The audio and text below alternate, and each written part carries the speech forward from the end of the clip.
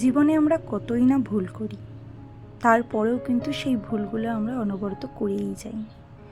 জেনে বুঝেই করি, কখনো বা অজান্তে করি। তেমন প্রকৃতিও কিন্তু সবসময় আমাদের বুঝিয়ে দেয় যে আমরা কোনটা ভুল করছি, তা সত্ত্বেও কিন্তু আমরা ওই কাজটা করেই যাই। তার সবচেয়ে বড় উদাহরণ হচ্ছে কয়েকটা বছর ধরে প্রতিবার কিন্তু একই টাইমে একটা করে ঝড় বয়ে নিয়ে আসে প্রকৃতি।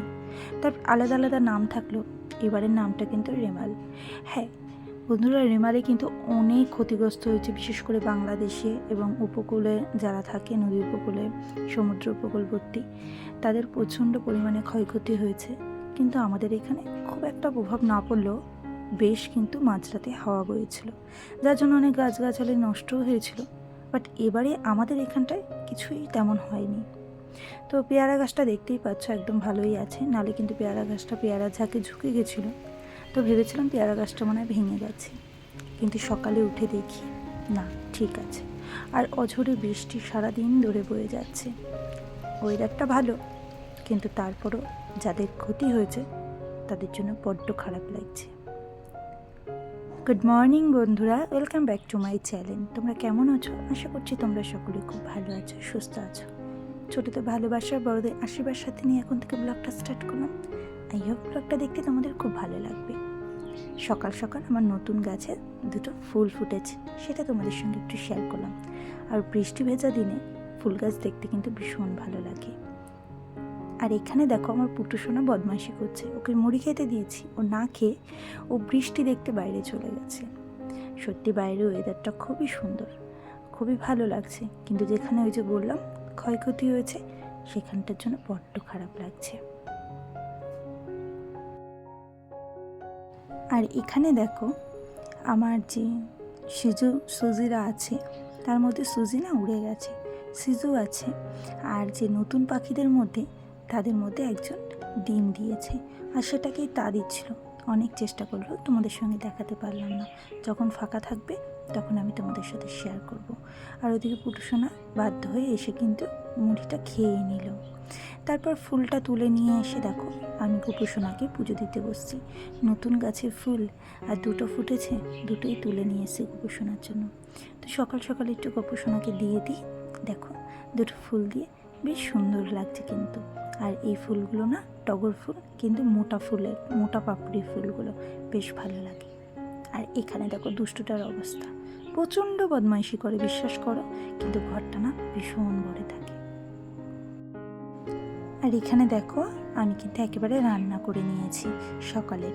আর বেলার দিকে একটু মাছ আছে, বেলায় করব। তো সকালে চিংড়ি মাছ দিয়ে কাঁঠালের তরকারি করেছিলাম, আর বেলায় ট্যাংরা মাছ আছে, পরে করে নেব। গুড ইভিনিং বন্ধুরা, অনেক কাজের ব্যস্ততার মধ্যে দিয়ে আর ভিডিও করা হয়নি, তাই একেবারে সন্ধ্যার সৌন্দর্যটা তোমাদের সামনে তুলে ধরলাম। কি ভালো লাগছে বলো বাইরেটা। আর সন্ধ্যাবেলায় টিফিন তো দরকার, তার জন্য একটু আজকে ঝাল করে পাস্তা করে নিলাম। ছেলে বলল মা একটু পাস্তা করো ঝাল করে, আর একটু সস নিয়ে নিলাম। এখন আমাদের সন্ধ্যার টিফিনটা কিন্তু বেশ বর্ষার দিনে জমে গেল। তো পাস্তা খেতে কার কার ভালো লাগে তোমরা কিন্তু একটু কমেন্ট করে জানিও।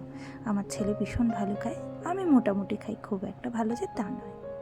আর এই দেখো তোমাদের সঙ্গে পুরো অ্যাকোয়ারিয়াম সেট আপটা কমপ্লিট করলাম, এবার দেখি কিন্তু আরও কিন্তু সেট আপ হয়েছে, তোমাদের ক্রমশ আরও দেখাবো।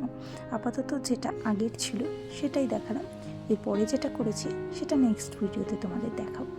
এখানে কিন্তু এখন বর্তমানে অনেক মাছ আরও অ্যাড হয়েছে, তো তোমরা পরের ভিডিওতে দেখে নেবে কেমন হয়েছে, কিন্তু অবশ্যই বলো।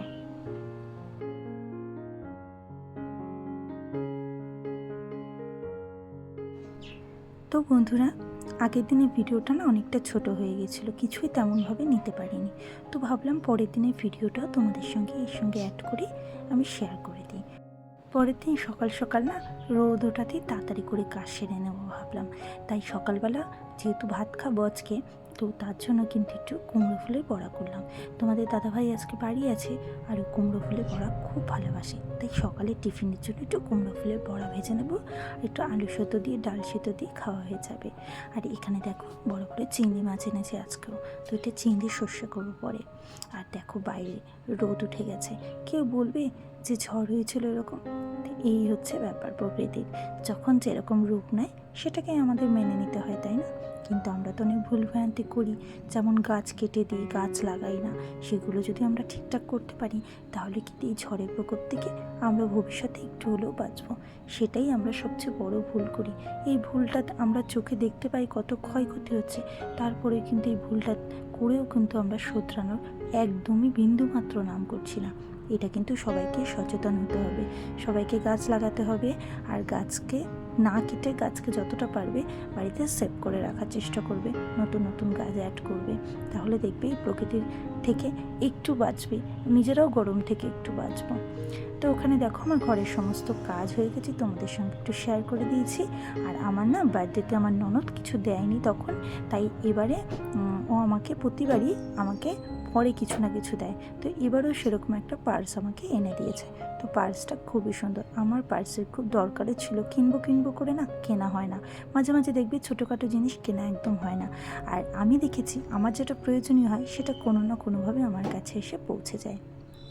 তো এখানে দেখো তোমাদের দাদাভাই আজকে একটু লিচু নিয়ে আসছে। গরমের দিনে লিচু দেখলেই বেশ লোভ লাগে বলো। আর আমার ছেলে তো একদম লিচুর পোকা।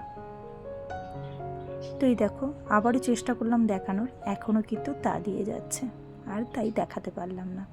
তো দেখো দুপুরে কিন্তু আমার রান্না হয়ে গেছে।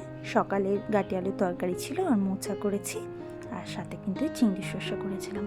তো মোচাটা না মোচাটা আগের দিনের ছিল। তো দেখো আমরা খেতে বসেছি, আর পুটু সোনা তো ডিস্টার্ব করবেই। আর সাথে নিয়ে নিয়েছি আম কেটে। আম লিচু গরমে খাওয়ার মজাই আলাদা। আর এখানে বিকালবেলা আমার এক বান্ধবী এসেছে, স্কুল ফ্রেন্ড, তো ওর সাথেই বসে আড্ডা মারছি আর একটু ক্যাডবেরি খাচ্ছিলাম। ওকে একটু গাছের পেয়ারাও কেটে দিয়েছিলাম। তো ও একটা পেয়ারা খেয়েছে, আমি একটা খেয়েছি। তো তারপরে চলে যাওয়ার পরে এই দেখো আমার পুটু সোনাটাকে একটু আদর খাচ্ছে। যখনই আদর করার হবে না আমার নাইটি কামড়ে ধরে টানবে, না ওকে কোলে নাও আদর করো। ভীষণ পোষ্যরা কিন্তু ভালো বোঝে কারা ভালোবাসে। আর দেখো আজকে রাত্রে ডিনার হচ্ছে গিয়ে দোসা।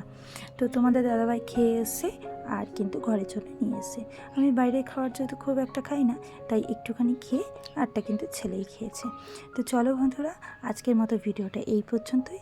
যদি ভালো লেগে থাকে একটা সুন্দর করে কমেন্ট করে, আর সর্বপ্রথম কিন্তু একটা লাইক করে দেবে প্লিজ, তোমাদের রিকোয়েস্ট। অনেকেই লাইক করো না দেখি, আমি তো কোনো সময় এই বিষয়ে বলি না কিছু, আজ বললাম। তো ভালোবেসে প্লিজ একটু লাইক করে ভিডিওটা দেখা শুরু করো। তো চলো টাটা।